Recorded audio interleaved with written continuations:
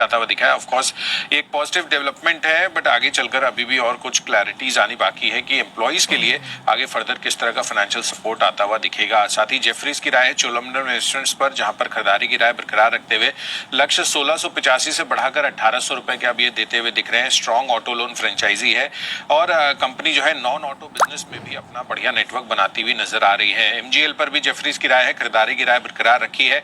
लक्ष्य 2120 रुपए के कर दिया है 1990 रुपए से बढ़ाकर, और ये देख रहे हैं कि जो ग्रोथ पाथ है कंपनी का वो काफी बढ़िया है और आगे चलकर वॉल्यूम ग्रोथ आउटलुक भी इंप्रूव होता हुआ दिख रहा है, ऐसा जेफरीज का मानना है। साथ ही मॉर्गन स्टैनली की राय है पीएनबी हाउसिंग पर, जहां पर ओवरऑल रेटिंग बरकरार रखी है। लक्ष्य सिग्निफिकेंटली बढ़ाए 1025 से बढ़ाकर 1520 रुपए के अब टारगेट्स दे रहे हैं। बैलेंस शीट रिपेयर और फ्रेंचाइजी रीबिल्डिंग से कंपनी आगे चलकर बढ़िया लोन ग्रोथ भी डिलीवर कर सकती है और आरओए लेवल पर कंपनी का एक्सपेंशन भी अगले 3 साल में एक्सपेक्टेड है। तो एक यूनिक हाउसिंग फाइनेंस कंपनी आगे चलकर बन सकती है, मॉर्गन स्टैनली ऐसा मानकर चल रहे हैं। एचएसबीसी की कल्याण ज्वेलर्स पर भी इंटरेस्टिंग रिपोर्ट है, खरीदारी की राय बरकरार रखते हुए 810 रुपए के टारगेट्स ये देते हुए दिख रहे हैं और अभी भी ये मानकर चल रहे हैं कि वैल्यू क्रिएशन जर्नी में अभी भी मिड वे में है कंपनी और आगे चलकर जिस तरह का कैपिटल लाइट एक्सपेंशन कर रही है और भी बढ़िया एक्सपोनेंशियल ग्रोथ आगे चलकर आपको देखने को मिल सकता है। मॉर्गन स्टैनली की बीईएल पर भी रिपोर्ट है, ओवरऑल रेटिंग बरकरार रखी है, 364 रुपए के टारगेट्स दे रहे हैं।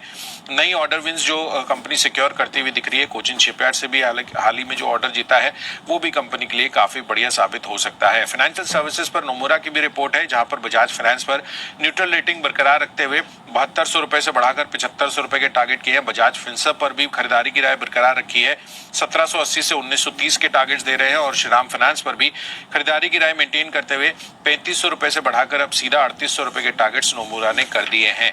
साथ ही ईएमएस जो इलेक्ट्रॉनिक सिस्टम्स है वहां पर नोमुरा की राय है केन्स टेक्नोलॉजीज पर, जहां पर खरीदारी की राय के साथ कवरेज की शुरुआत की है नोमुरा ने और 5969 के टारगेट ये देते हुए दिख रहे हैं। मान रहे हैं कि जो टेक बूम होता हुआ दिखेगा वो नए ग्लोबल लीडर्स आगे चलकर क्रिएट करते हुए दिखेंगे, उसमें हो सकता है कि केन्स टेक्नोलॉजीज भी शामिल हो।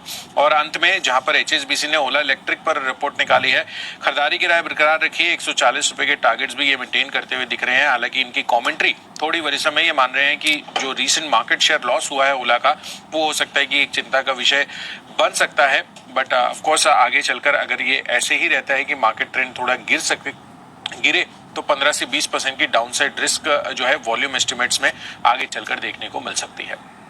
ऑलराइट, चलिए ये है आपके लिए पूरा आज ब्रोकरेजेस का एक्शन और साथ ही खबरों के वाले स्टॉक्स भी। आइए हमारे सारे मेहमान भी तैयार हैं, उनका भी करते हैं स्वागत। बिगुल पिक ऑफ द डे।